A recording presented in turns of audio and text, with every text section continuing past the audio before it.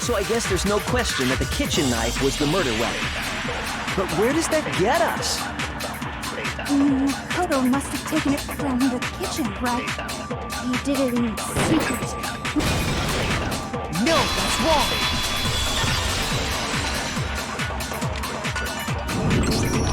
Okay, wait. Hold on. I didn't take the knife from the kitchen. Next, you're gonna say you're not the killer, right? Go ahead and say it all you want. Well, what if I have a witness? What do you think, Hina? Huh? Remember what you were telling me earlier?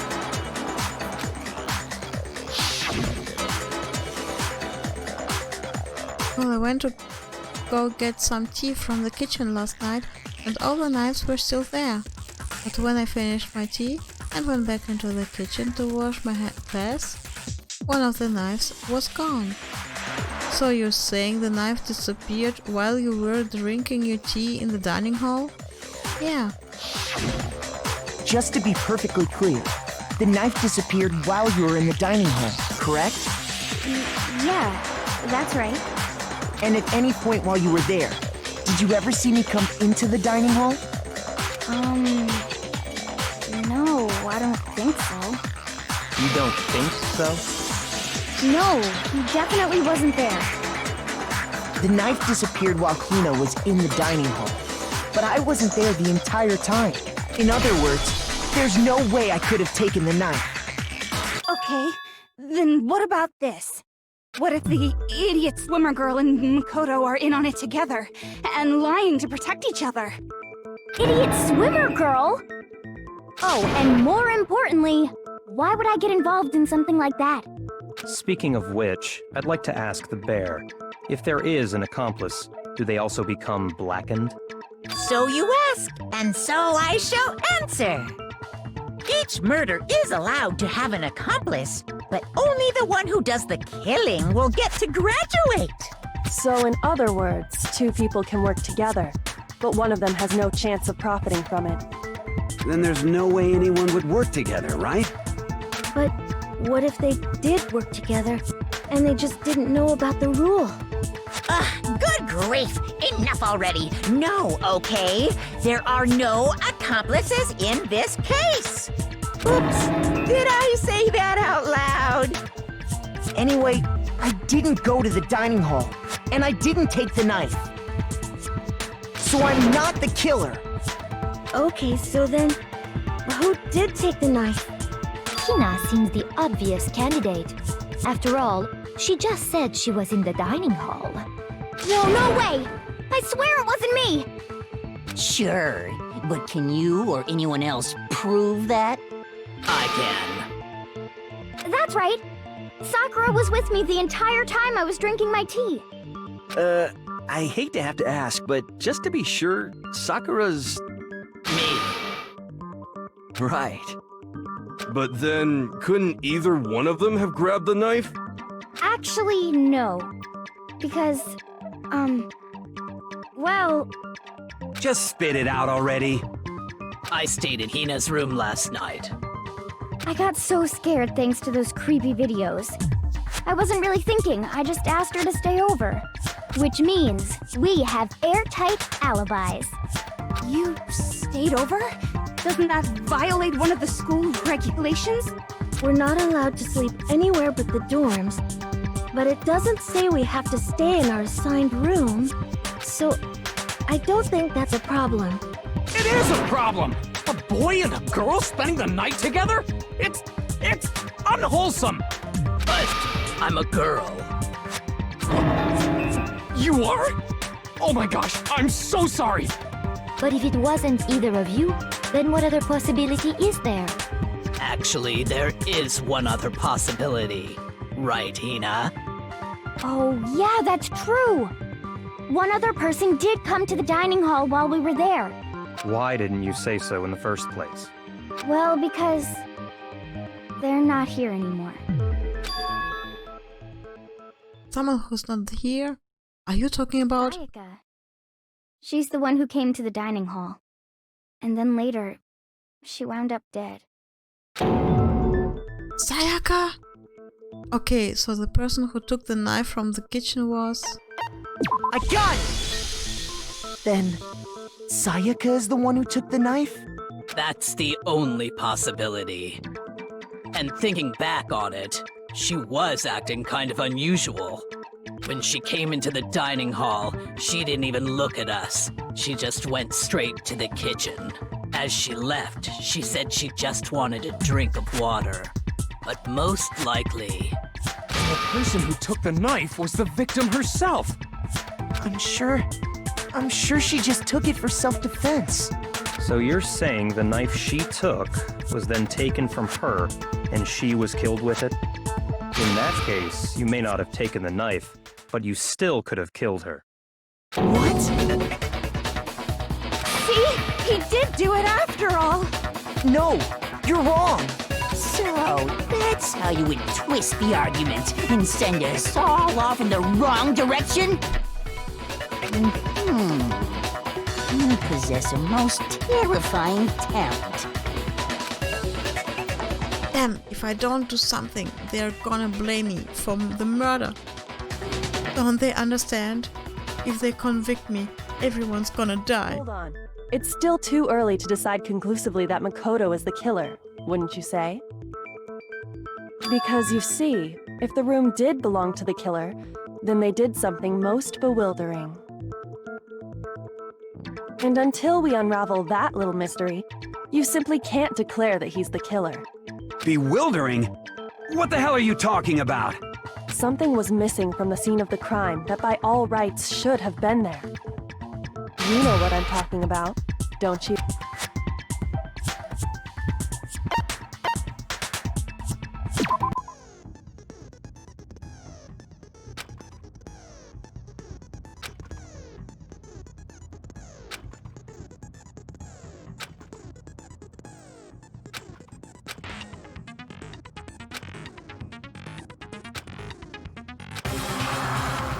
Jetzt müssen wir Hähnchen spielen.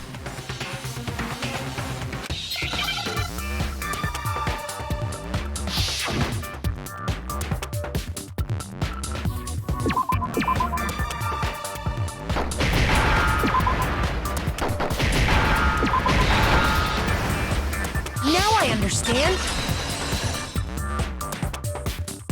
Jetzt erst. That's right! There wasn't a single hair on the floor! So, the culprit removed some evidence? Yes, and if I were the culprit, why would I need to get rid of all the hair in my own room? It wouldn't be unusual at all to find my hair at the crime scene if the crime scene is in my room. The reason all the hair was gone was to remove any trace that Sayaka had ever been there. That makes sense, does it not? No. If that were the case, they would have had to do something about the body itself, not just her hair. Ha ha ha! Yes, very true, very true! Okay, then why wasn't there any hair on the ground? The killer got rid of it all, of course, to remove any trace that they had ever been there.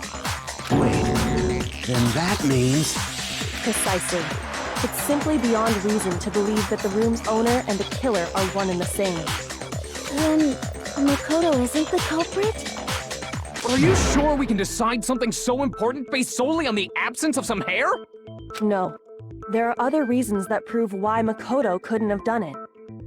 I would like to hear these reasons. Do you remember anything remarkable about the bathroom at the scene? Sayaka was attacked in the main room first, then fled into the bathroom, right? Yeah, then they ran after her, got into the bathroom, and stabbed her. And how did the killer get into the bathroom? Did they have any trouble with it? What do you mean? It's fairly certain that the killer had some trouble getting into the bathroom. There was clear evidence left behind. Do you remember, Makoto?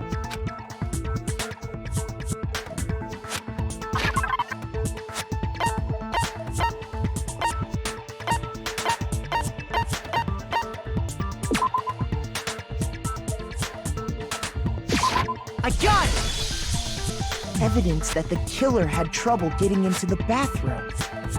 You're talking about the doorknob, right? Huh? The doorknob? What doorknob? The doorknob for my bathroom. It was completely broken. See how the top part was unscrewed? And the doorknob's about ready to fall off? Oh yeah, true. But what does it mean? In trying to bypass the lock, they ended up nearly removing the entire doorknob. This is another most bewildering act for the room's owner. It proves Makoto is beyond suspicion. So what? You're saying he wouldn't break the door in his own room? But if the only choice you have is to break it, you break it. There's nothing bewildering about it. You still don't see? Okay then. Let's take another look at how the incident unfolded. Hopefully that will help you understand.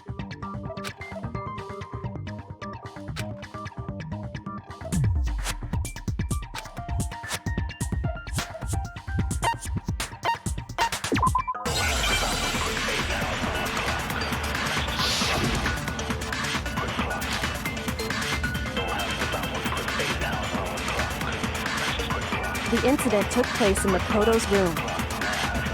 Sayaka was first attacked in the main room. She then fled into the bathroom. Then the killer ran after her. And they got into the bathroom. At that point, the killer had to try and bust down the door. Because Sayaka had locked it. And finally, the culprit had Sayaka cornered. To finish the job, they stabbed her with the kitchen knife. It was you, wasn't it, Makoto? Admit it. We already know the answer.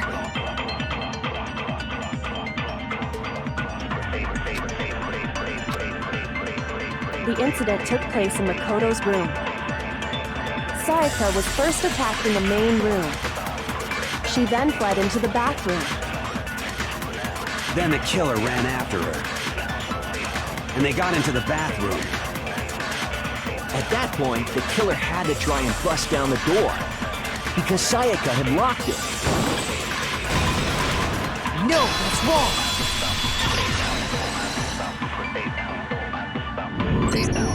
The reason my bathroom didn't open wasn't because it was locked. After all, the girls' rooms are the only ones with locking bathrooms, right?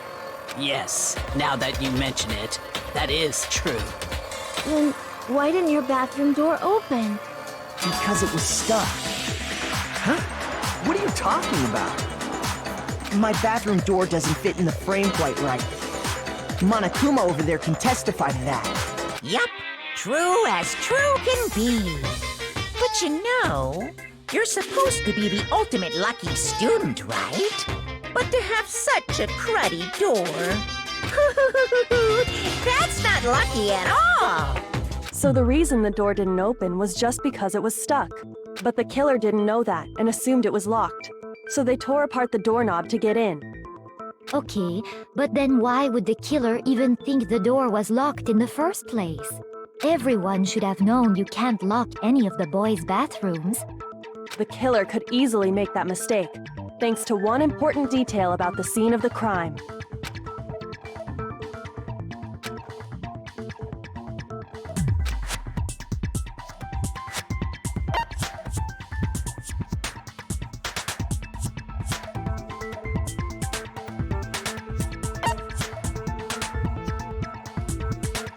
I got it!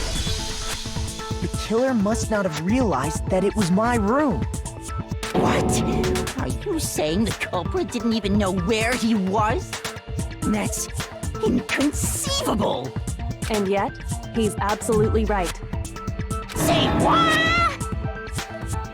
Well, to be more specific, what the killer didn't know was that Makoto and Sayaka had switched rooms, which is what led to the misunderstanding about the bathroom.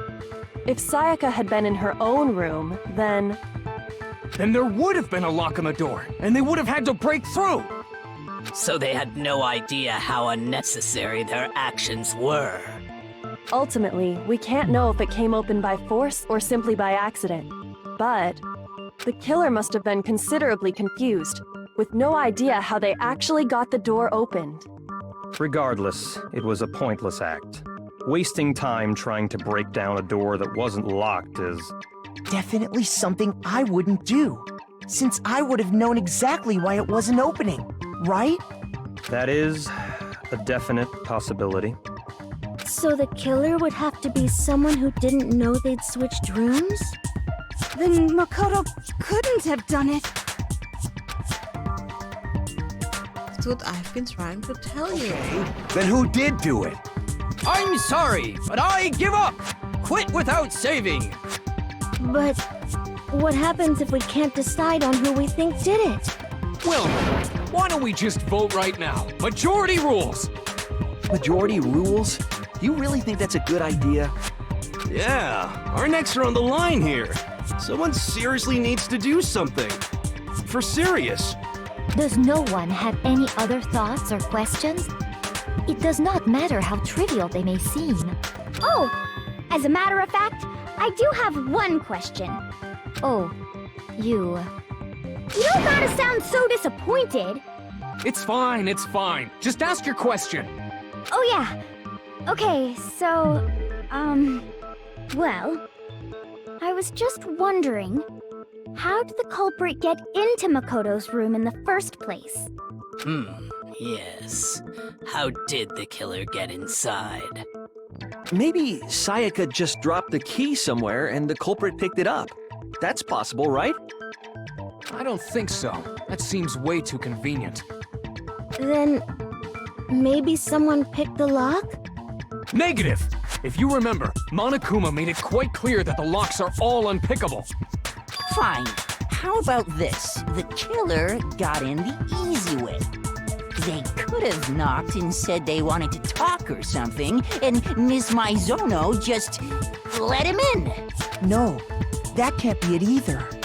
Oh, trying to argue against me?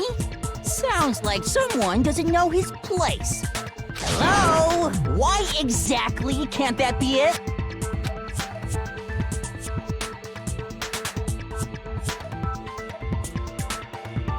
Because she asked me to do something in particular because of how frightened she was. That's the answer right there. There's no way Sayaka let someone in because...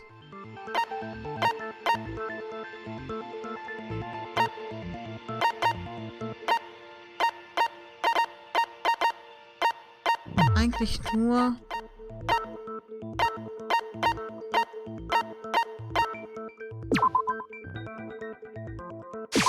I got it! Because Sayaka was already scared, remember? That's why she asked me to switch rooms in the first place. The same goes for you, Sayaka, no matter who it is, don't open your door for anyone. Even if I'm sure it's you, I absolutely won't open it. Otherwise, what's the point of even switching? Knowing what she'd been through, I just can't believe she would have opened the door for anyone. What if her being scared was a lie? Huh? Well, what the hell is that supposed to mean? Why would she lie about something like that? I know you don't want to consider it, but look at this and tell me. Can you still deny the possibility? There's something I want to talk to you about. Just us two. In 5 minutes, come see me in my room, Sayaka. Check the nameplates to make sure you don't get the wrong room, okay? I found a notepad during my search, and I shaded in the top sheet with a pencil. And these are the words that appeared. Oh man! I've totally seen people do that on detective shows. When you write, it can leave an imprint. Sketch over the next sheet of paper, and you can see the words. When I saw that, I was like, holy crap! I better make sure I rip the paper out before I use it from now on.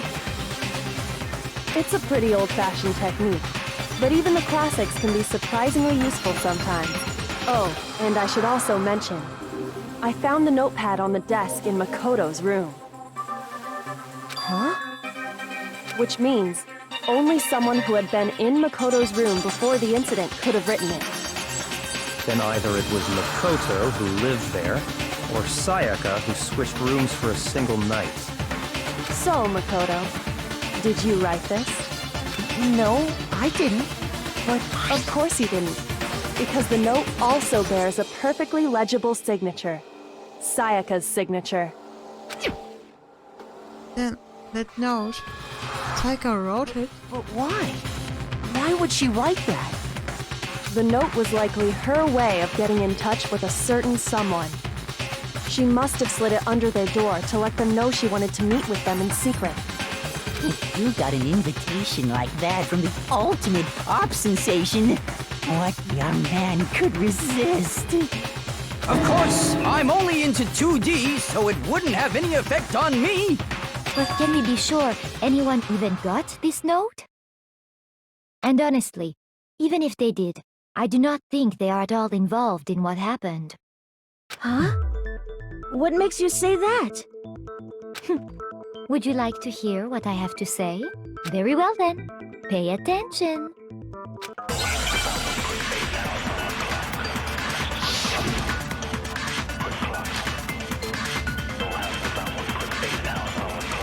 Sayaka and Makoto switched rooms, correct? But in the note, the place they were asked to come to, it specifically says, my room. I see. So if someone read that note, then they would have gone to Sayaka's room. Exactly. The room that Makoto was staying in. No!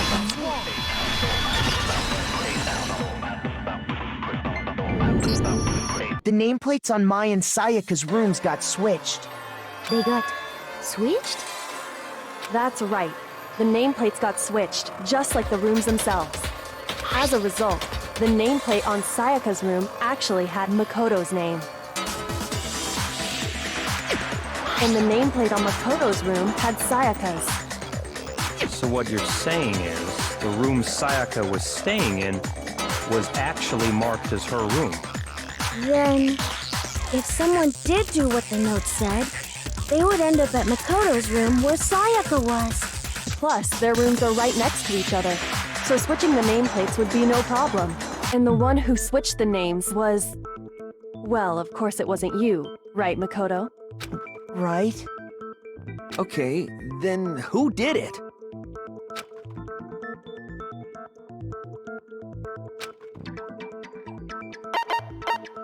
I got it! Me and Sayaka were the only ones who ever knew about us switching rooms. So the only other person besides me who would even know to switch the nameplates was Sayaka. You can also infer as much from her note. There's something I want to talk to you about, just us two. In 5 minutes, come see me in my room. Check the nameplates to make sure you don't get the wrong room, okay? She specifically tells the reader to check the nameplate. She would only have written that if she knew the nameplates had been switched. But why would she switch them in the first place? She wanted someone to come to the room she was in, and also hide the fact that it was Makoto's room. What? Inviting someone to your room, but not telling them you'd switched rooms.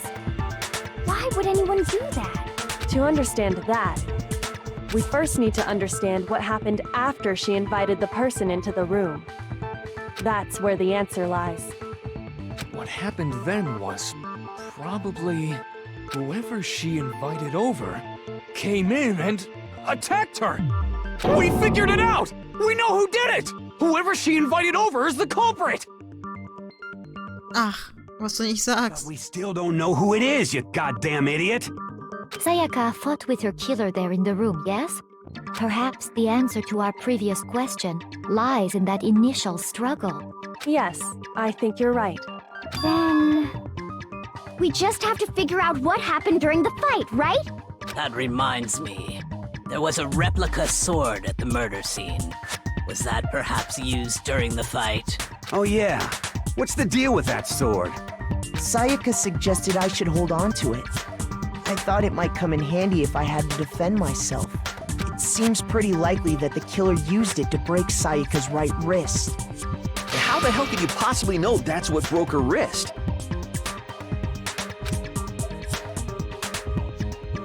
The reason I know Sayaka's wrist was broken with the fake sword is because when you look at her wrist, there's no doubt.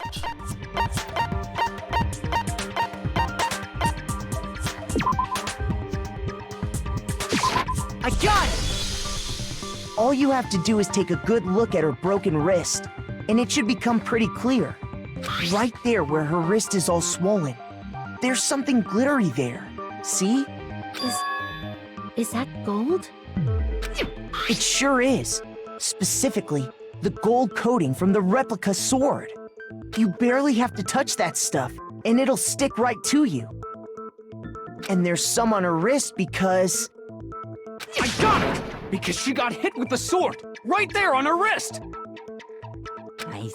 I see. And so the truth draws ever closer. All right, then it's about time to solve this mystery. What happened in my room? And what led to Sayaka's death? That's what we need to make clear. There's a bit more to learn about non-stop debates. Not at all. Auch nicht.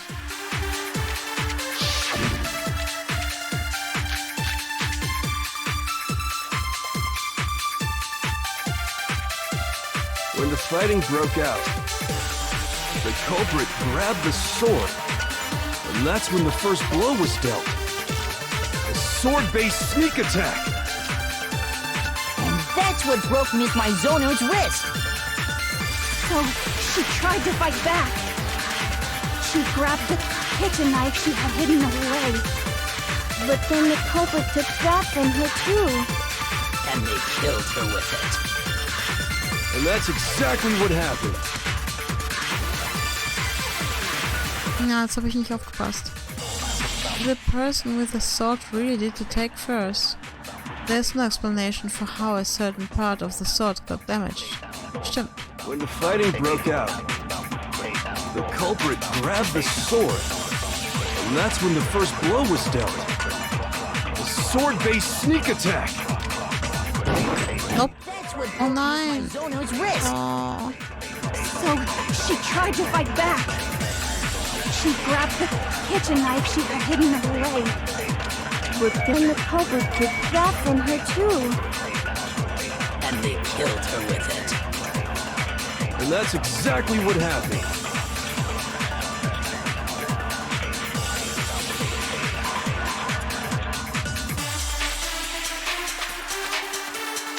When the fighting broke out, the culprit grabbed the sword, and that's when the first blow was dealt. A sword-based sneak attack. Kein Sneak Attack.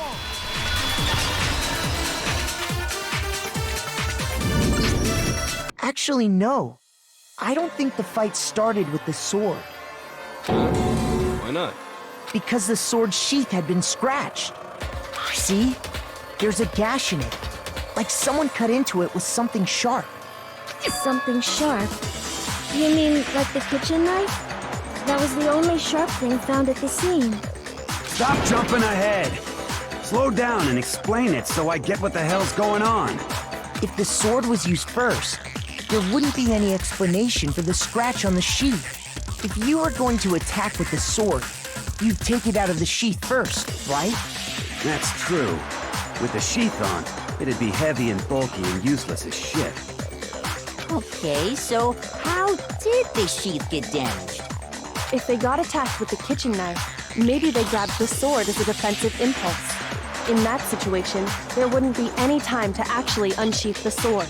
So you're saying the sword was initially used to defend against an attack from the knife? Which means whoever had the kitchen knife was the one who attacked first. I think I get it! So here's how it all played out. The culprit came in, found the kitchen knife hidden there somewhere. Then they took the knife and attacked Sayaka before she knew what was happening. So she grabbed the sword to defend herself, but then the culprit took that from her too. Then, after they broke her wrist with the sword, they took the knife and finished it. Sorry, but I don't think Sayaka used the sword to defend herself. What? How the hell can you not think that? Because she never held the sword at all.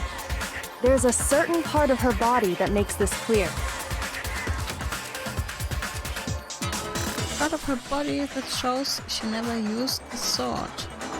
If you want to use the sword, which part of your body would have to touch? I got it!